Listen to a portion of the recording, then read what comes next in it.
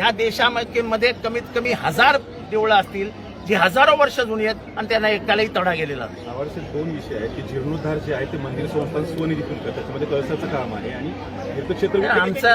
तीर्थक्षेत्र विकासाचं जे काम आहे ते 1800 कोटी ते बाहेरचं आहे. नेमकं तुमचं जीर्णोद्धाराच्या कामाला माझा विकासाला कधी विरोध नाही, असणारही नाही.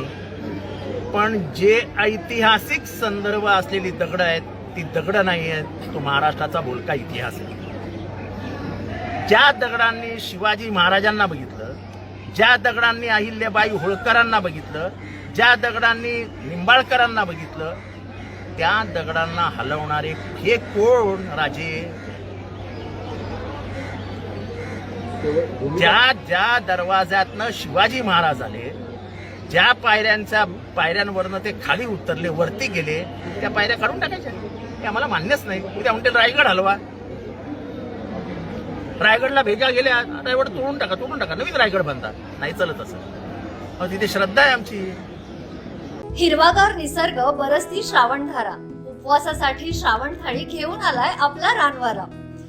आजच आपली श्रावण थाळी बुक करा आणि सहकुटुंब भेट द्या.